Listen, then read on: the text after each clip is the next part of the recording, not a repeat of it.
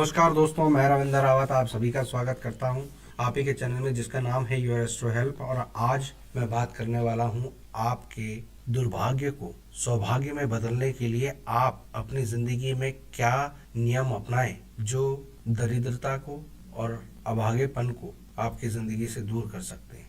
लेकिन दोस्तों, ये सारी चर्चा शुरू करूं उससे पहले हमेशा की तरह आपसे निवेदन है, अगर आप चैनल पे नए हैं तो चैनल को सब्सक्राइब कर लें, बेल बटन को दबा दें, ऑल वाला ऑप्शन जरूर चुन लें ताकि हमारे द्वारा जो भी वीडियोस बनती हैं उसकी नोटिफिकेशन आपको टाइमली मिलती रहे। दोस्तों, अगर आप ऑनलाइन क्लासेस लेना चाहते हैं और आप हमारी ऑनलाइन क्लासेस को ज्वाइन नहीं कर पा रहे हैं जो कि लाइव चलती हैं, तो आपके लिए हमारी वेबसाइट है onlineastro.net। उस पर जाकर आप ऑनलाइन कोर्सेज कर सकते हैं जो कि हमारे सारे लेक्चर्स की रिकॉर्डिंग आपको प्रोवाइड कर की जाती है और उसमें आप अपनी सहूलियत के हिसाब से कभी भी उसको देख सकते हैं। आपका सब्सक्रिप्शन बेस पर ये कोर्स होते हैं। 8,000 से लेके 51,000 तक के अलग अलग सब्सक्रिप्शन मॉडल हैं इसमें, तो आप उनको देख सकते हैं। और अगर आपको हमारे ज्योतिष को समझाने का और पढ़ाने का तरीका अच्छा लगता है तो आपको समय के बाउंडेशन को जो हमसे जुड़ने में रुकावट बन रहा है उसे दूर कर सकते हैं। दोस्तों, आ जाते हैं अपने टॉपिक पर कि दुर्भाग्य को कैसे हम दूर कर सकते हैं। दोस्तों, दुर्भाग्य कहीं ना कहीं हमारे गलतियों और नासमझी का नतीजा होता है।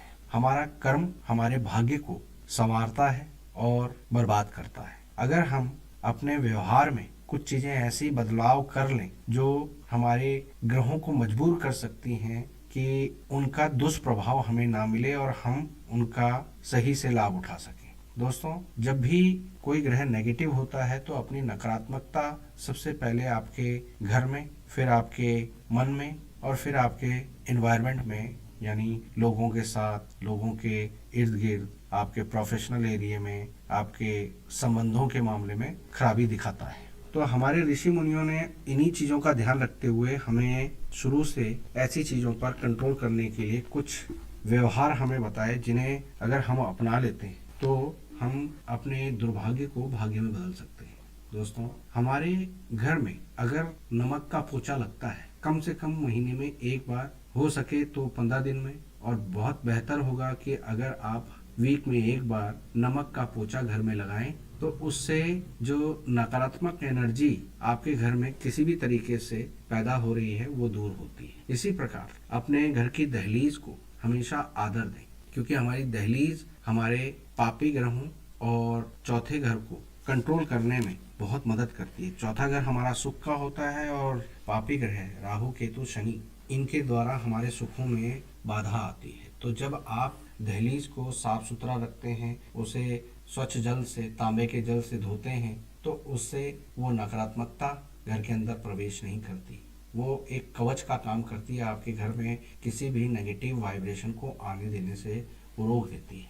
दोस्तों, घर में धूप अगरबत्ती करना, कपूर जलाना, गूगल जलाना, हरमल जलाना, कि इस तरह की चीज़ों की धुनी घर में करना, ये आपके घर के नेगेटिव वाइब्रेशन को दूर करती है। लेकिन अधिकता हर चीज़ की खराब होती है और गलत ढंग से किया हुआ कोई भी प्रयोग नुकसान दे सकता है।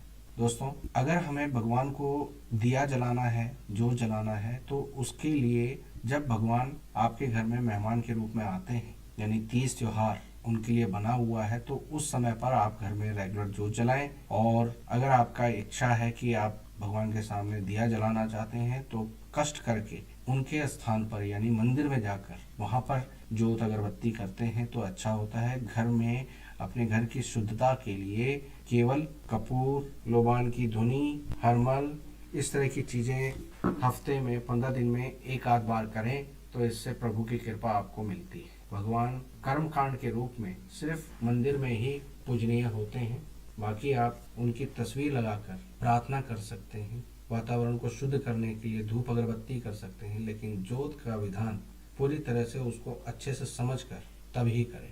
दोस्तों, हमारा भोजन हमारे लिए भगवान के प्रसाद के रूप में होता है और कोई भी भोजन जो इंसान के खाने योग्य है या मनुष्य के लिए पौष्टिक बताया गया है, मिष्ठान वगैरह जो भी आप घर में कोई पकवान बनाते हैं, तो उसका पहला हिस्सा भगवान के नाम से आप जीव जंतुओं को खिलाएं, गरीबों को खिलाएं, तो इससे आपके घर में बरकत आती है, आपका दुर्भाग्य आपसे कोसों दूर जाना शुरू हो जाता है।